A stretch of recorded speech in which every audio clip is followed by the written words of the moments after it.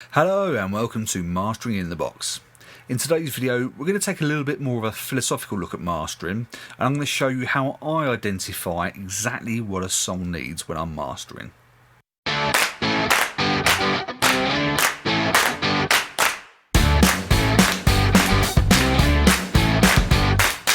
Hello and welcome to Mastering in the Box. I'm your host Smudge, and first and foremost, Merry Christmas. This is my first video since the festive break, and I hope you all had a wonderful time and got lots of wonderful gifts. One thing that I got over the Christmas period was fatter. I certainly got fatter. So in today's video I wanted to go through a little bit more of a philosophical view on mastering, and this is more geared around how I identify what a song needs rather than what I think it needs, and some of the thought processes around identifying exactly what a song needs. But before we get into that, if you want to know more about digital mastering, then make sure you hit that subscribe button below, and make sure you click that bell and select all to receive notifications on all of our videos moving forward. And if you like this video, don't forget to give it a thumbs up. And if you want to support the channel and you want to buy me a coffee, I'll leave a link in the description down below of a link to where you can support the channel through Buy Me a Coffee, because I need lots of caffeine to get through all this video editing. So the song that I'm going to be mastering this week is a song called Maya by the band Strobe, which is another track that's available through the Cambridge Music Technology website. I'll leave links in the description down below. And let's take a brief listen to the song first and foremost. Misplaced, I know it's a trap, but I keep falling over and over and back. Unsteady hands, I want her to be a liar. I know she moves away to dance, ruin my money. Unsteady hands, I want her to be a liar. I want her to be a liar. So it's a great track, very reminiscent of something more from the 80s. I really like this track. But this is where we can kind of get a little bit carried away with what we think the song needs rather than what the song actually needs. And what do I mean by this? Well, when I first listened to the track, my first thought was it's really lacking low end, and it needs a lot of low end to kind of drive the song. But the more I thought about the song and actually listened to the individual elements of the song, I don't think that's the case at all. It certainly needs more low end, some more warmth, and I certainly feel you can get some more presence from the bass guitar and the kick especially. But it's a very mid-range heavy song, and especially when the song grows, there's a lot of high-end data that comes through, and I don't think the low end needs to be overpowering. I think this is the thing. My initial thought was we need to have lots of low end in this, but actually it's not what the song needs. And whilst I feel that the song needs warming and it actually needs some more colour in the low end, I don't think we need to go overboard. And this is why I think we need to take more of an understanding of what the song needs rather than what we feel the song actually needs. Right, so let me show you what I've done here. In this particular track, I started off by importing the song into the track, and because it's a very dynamic track itself, I didn't want to go too overboard with the compression. So I've literally normalised the audio to raise the overall volume without adding compression at that stage. I've added a limiter, but a limiter is more there around a safety buffer. So I've treated this track as if I was going to release it through a streaming platform, set the ceiling to -1, I've just added 2 dB's worth of input gain, and let's take a listen with the limiter engaged. I can push away. I wish I could be sober, but she exposed me while she had to face. I don't want her unsteady hands. So as we can see here, the reduction is literally just around a dB and a half, something along those kind of lines. It's a nice gentle compression, and as I said, I really wanted to try and retain those dynamics, so I've not gone too overboard here with the limiter.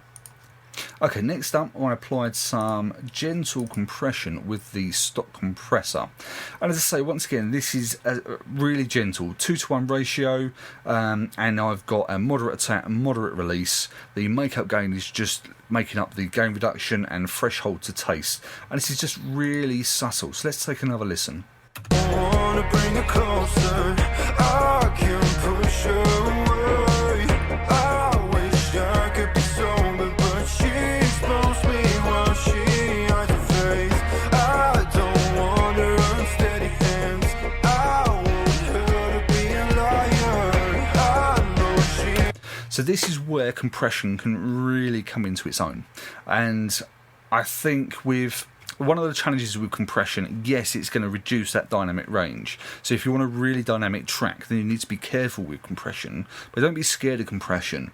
And one of the things where it comes into its own in a song like this is where you have, if you've got a lot of dynamic range in the mids and the highs, but the low frequencies are quite low in the mix.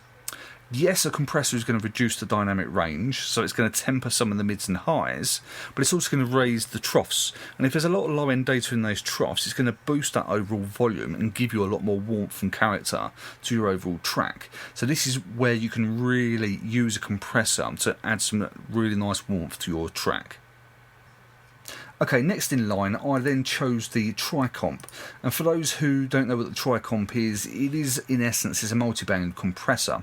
And the way that this one works is you set the frequency for the lows, so it will go from 0 to 309 Hz in this particular instance. And then the high frequency will be from 3.2K all the way up to the end of the frequency spectrum. And then anything in between will be your mid-frequency band.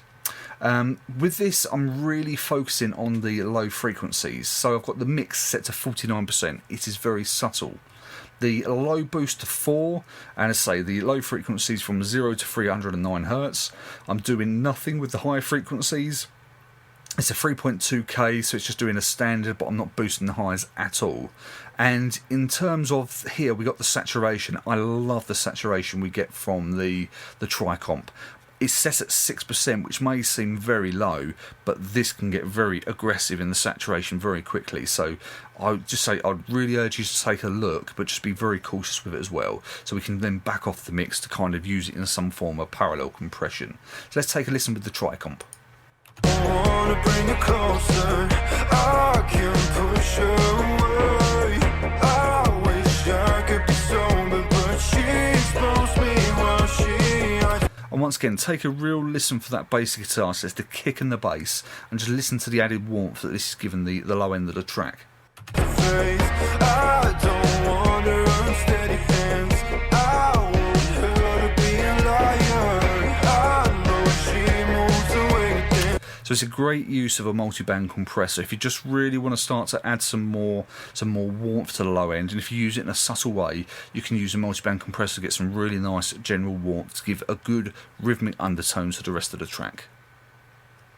And then the final move was with an EQ, and in this instance I've used the Pro EQ 2, and there's just a couple of moves I've done here. With the low frequency, I've literally set a 1.92 dB boost at 126 Hz, so it's just boosting some of those low frequencies, nothing too overkill, say less than 2 dBs with a relatively wide Q.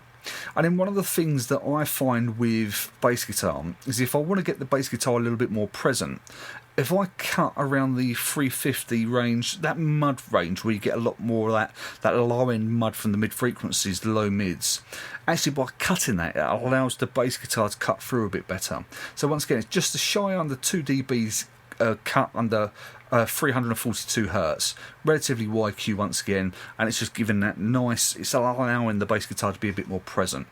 And then just with the high mids, or it's 3.3K here, just a little 1 dB boost, because I didn't want to kind of give too much air to the particular track, but I just wanted to kind of, I suppose, just boost some of that more, the upper mid content, just to kind of give a little bit more presence to the vocal and give the overall more track some more sheen. So let's take another listen with the EQ engaged. I can't push her away. I wish I could be sober, but she exposed me while she has a face. I don't want her unsteady hands. I want her to be a liar. I know she moves away to dance. So once again, it's just adding that overall a little bit more warmth to that low end without going overboard, and it's just, it's giving that bass guitar the chance to really shine in this track. So let's take another listen to the track. I'm going to bypass all 3 of these plugins here, and let's take another listen. I can't push her away. I wish I could be sober, but she exposed me while she has a face. I don't want her unsteady hands. I want her to be a liar. I So it's just a great use of adding some low end without going overboard. As I say, it's just one thing that I felt the track needed was that warmth, but where my initial thoughts were we need to do a lot of work with the low end, actually just by doing 3 very simple moves, we've really started to add some warmth to this track, which is really starting to bring the whole track together. So that's it for today's video, and I hope you found this useful. It's just a really it's just a nice philosophical way of thinking about mastering and how our perceptions can be changed by just taking that time to listen to the individual elements of the track. I knew there was something that needed to be doing to the low end, but whereas my initial thoughts were we need to do a lot of work to the low end, which wasn't the case at all, because the song didn't warrant it, and it's not what the song needed. Yes, it needed some low end warmth, but it didn't need anything too drastic, and just by adding a limiter, 2 compressors and an EQ, we've been able to really add some more warmth to the overall track and then get the rhythm to really kind of add that focus to the undertow of the track itself. So I hope you found this video useful. If you try out some of these tips, then please let me know how you get on with the comments down below. And don't forget, if you want to know more about digital mastering, then please don't forget to hit that subscribe button and make sure you hit that bell and select all to receive notifications on all of our videos moving forward. If you like the video, then don't forget to give it a thumbs up. And so once again, if you want to support the channel by just something simple, by buying me a coffee, then click on the link below. There's a little link below where you can support the channel by donating £3 buy me a coffee. I need lots of coffee just to get through this video editing process, because sometimes it does my head in.